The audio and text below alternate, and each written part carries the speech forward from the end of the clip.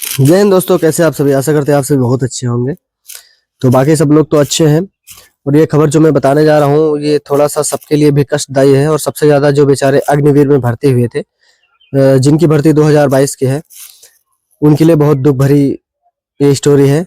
क्योंकि अब उनका जो चौथा साल चल रहा है, तो यहाँ से 75% यानी 75% लड़के जो अग्निवीर में भर्ती हुए थे वो यहाँ से रिटायरमेंट हो जाएंगे। सबसे बड़ी दुख की बात यह है कि बेचारे 4 साल की नौकरी के लिए बेचारे कम से कम 2-3 साल दबा के मेहनत किए, और मेहनत करने के बाद जब उनको नौकरी मिली तो सरकार ने अग्निवीर योजना स्टार्ट कर दी। तब भी बेचारों ने, जिनको देश सेवा का जुनून था, वो नौकरी के लिए 4 साल के लिए भी अग्निवीर में भर्ती हुए। लेकिन वो सभी लोग जानते थे, कह रहे 4 साल नहीं, लाइफ टाइम हो जाएगी नौकरी, लाइफ टाइम हो जाएगी, यानी 17 साल 18 साल के लिए हो जाएगी। लेकिन कहते हैं ना, जो एक बार फैसला लिख दिया जाता है वो कभी मिटता नहीं है। अग्निवीरों की सिर्फ ओनली 4 इयर्स की नौकरी थी, जिसका 4 साल अभी अप्रैल से खत्म हो जाएगा। यानी कि अप्रैल में 75% लड़के घर वापस आ जाएंगे निराश होकर। तो ये खबर बहुत ही दुखदाई है अग्निवीरों के लिए। और सबसे बड़ी दुखदाई खबर उन बच्चों के लिए है, उन सिपाहियों के लिए है जो 4 साल की अग्निवीर में भर्ती में फौजी बन गए, और 4 साल के अंदर ही, मतलब 1 साल नौकरी किया, दूसरे साल शादी कर लिया। सबसे बड़ा दुख उनको है जिन्होंने भर्ती के अंतर्गत 4 साल की नौकरी के अंदर शादी कर लिया।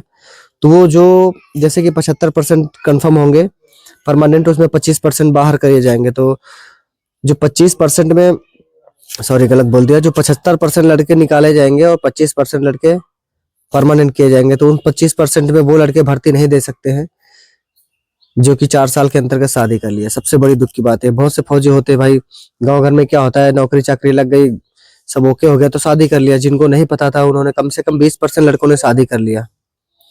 भाई जिन्होंने शादी कर लिया तो उनका तो परमानेंट ऑप्शन ही खत्म हो गया। उन्होंने एकदम कोरे कागज पे लिख दिया कि भाई शादी किए हुए बंदे अग्निवीर परमानेंट नहीं होंगे। अब बचे 75%। अब 75% बेकार है। कितना मेहनत किए, कितना सब किए, तो अब वो जाके फिर से मेहनत करें 25% के लिए। यानी 25% नौकरी जिनको मिलेगी, वो बेचारे 75% बच्चे पूरा अच्छे से मेहनत करें, दबा के मेहनत करें। उसके बाद उस 25% बच्चों के लिए, यानी 100 में 25 लड़कों की जो परमानेंट नौकरी लगेगी, उसके लिए बेचारे खूब मेहनत करना पड़ेगा, उनको बहुत मेहनत करना पड़ेगा। लेकिन लड़के 100 में 25 ही होंगे। तो भाई 2026 अप्रैल से जो भी 75% लड़के बाहर निकाले जाएंगे, उनकी नौकरी खत्म और वो वापस अपने घर आ जाएंगे, रिटायरमेंट हो जाएंगे। तो उनके लिए मैं यार क्या बताऊं, मैं क्या ही बोल सकता हूं मैं, क्योंकि मैं मोदी जी के इस फैसले से खुद खुश नहीं हूं, तो मैं दूसरों को क्या बताऊं। लेकिन जो हुआ अच्छा नहीं हुआ। अब जो 4 साल से फौज की नौकरी कर रहे थे अग्निवीर, वो अप्रैल से घर वापस आ जाएंगे। बाकी 25% लोग ही कंफर्म परमानेंट होंगे, उसके लिए भी परीक्षाएं होंगी।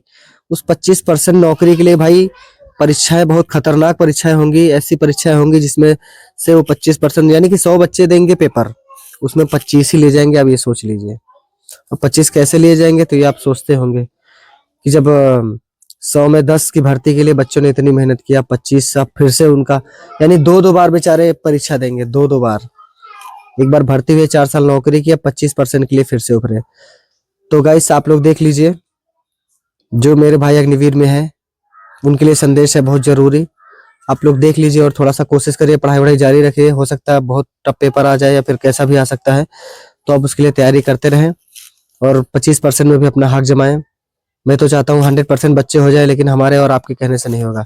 जो एक बार रक्षा मंत्रालय ने जो एक बार प्रस्ताव पारित कर दिया, तो वही रहेगा। ठीक है मित्रों, अगर वीडियो अच्छी लगे तो दूसरे अग्निवीर भाइयों के पास भेज दो। जय हिंद।